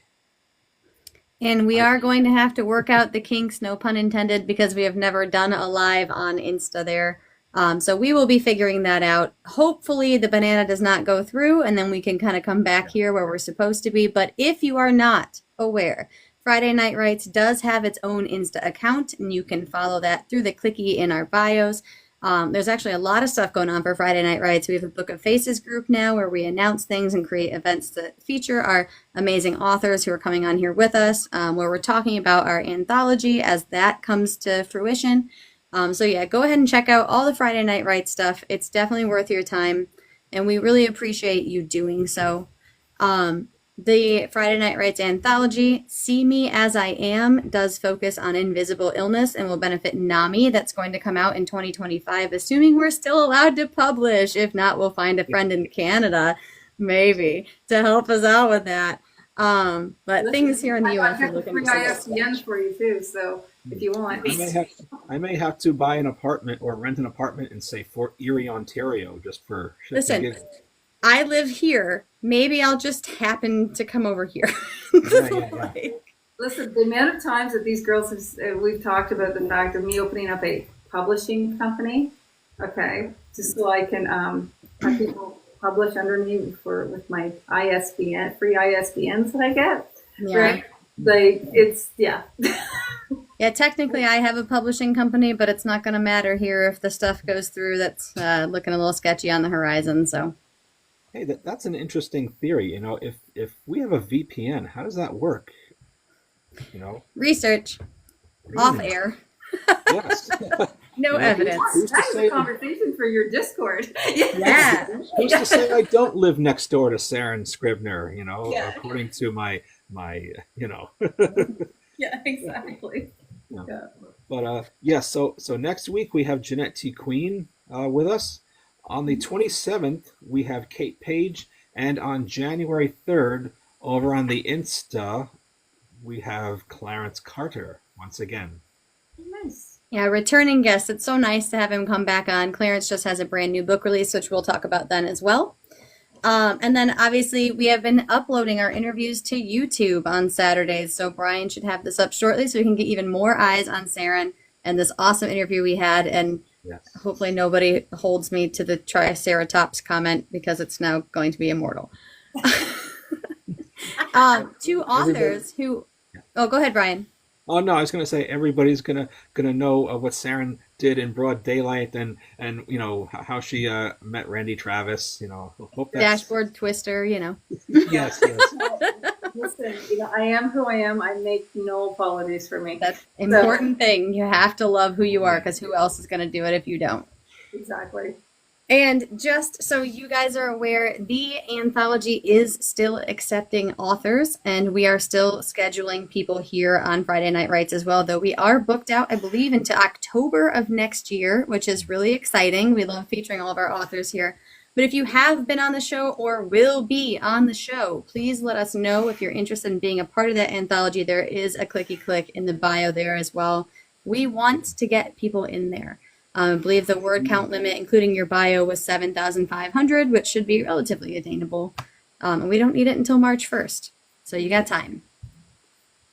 And we do have a couple of spare openings on May 30th. I was going to a signing next year. I will not be doing that signing, unfortunately. So May 30th is open, as is November 7th. Yeah, we are. We're going way out there, which is super exciting because this did not used to be what it is now. We're really glad about it. Mhm. And then before we get off here, Brian and I just kind of want to remind you really quick about what we write as well so that you can help support us and we can support our authors too. So, Brian, if you want to take us out with that. Yeah, just real quick. Sports Spice Second Chances. I've written a few things, and next year I'm going to write a few more. I wrote this one, and Paige Reisenfeld narrated that one. I wrote this one. Most people seem to like it. And I wrote this one, which is now an award-winning book. Baseball, Broken Dreams, Found Family, Love to Fix It All. And I most recently wrote this one. And it's a little spicy, a cutesy holiday story, and I hope you enjoy it as well. It is exactly the kind of quirky a Brian Scala book should be. It's perfect. Yes. Yes. Next year I will be in a bunch of places. Maybe not as much as I anticipated, for reasons. But I assure you, I will be at Booked in Chaos, like we mentioned earlier, and I will be at Sinful Signings in July, and Romanticon also in July, and yes, and Romance and CNY and Dreaming Dirty in Michigan in April, as of now, and I am everywhere on the intranet. I have the tree with the links. You can find me everywhere. Thank you for reading my book, Richard, and I can't wait to hug you too, Taryn. She lives an hour from me. I really need to go meet her in person. Yes, give her a hug for me. I need a reason to go to Grand Rapids, though. Anyway, so that's Brian. I'm Samantha Moran. I do horror, thriller, and fantasy. We walked through all these books at the beginning, which is Demons, Hellhounds, Deal Gone Wrong, Schizophrenia versus Demonic Possession, Spooky Spicy Alice in Wonderland, Love, Loss, and Life After Gone, urban fantasy, medical thriller, found family, a little bit of romance, and the Grim Reaper, who's running the apothecary and getting into trouble. All of these are available on Zon, signed copies, and in KU, except for the short stories. The A Cursed Soul series have audiobooks, both by Paige Reisenfeld, who is an amazing narrator. If you're not supporting her, please go do that as well. And then I will also be in lots of places next year. I'm traveling just a little bit more than Brian, I think, but staying a bit more local because this year was it was very wonderful, but hard for kids, for mom and dad to be gone quite as often as we were. So I will be at the Michigan Festival of Oddities and Horror, Kalamazoo Spring Craft Show, Indie Author Event, Boozy Book Fair, Sinful Signings, Book Harvest, Lust in the City in Michigan, and Booked in Chaos in 2025. And you can find me in all the places too. I've got a Blue Sky, a Threads. I do not have X. That's a dumpster fire. Instagram, Facebook, and for as long as it lasts, here on TikTok and at my website, samanthamoran.net. So hit me up. I'm happy to talk to you about just about anything. So we are here to support you. And then obviously Evie Black is our third host who cannot be with us today. Please make sure you check out her profile as well. Unfortunately, migraines are not tolerant, and so she couldn't join us. But she sent it. She has books too, and Donovan is a dick. Yes, that's the tagline for Abyssal. Donovan is a dick. I believe Unbalanced is if Supernatural and Van Helsing had an angsty slow burn baby. Leona is thick thighs and ends lives, and Abyssal is Donovan is a dick. That's the whole, whole backline for that one. So hey, go check her out thick too. thighs, I wouldn't mind. What a way to go! Yeah. All right, you guys, that is it for our Friday the 13th Friday Night Writes. Before we get on here and say some more nonsense that's recorded for all of history.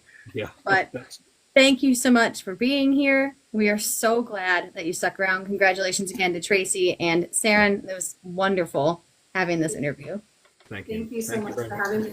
To you all and all in the comments. Thank you so much. Happy hauntings and happy holidays, guys. This is what I do. Bye.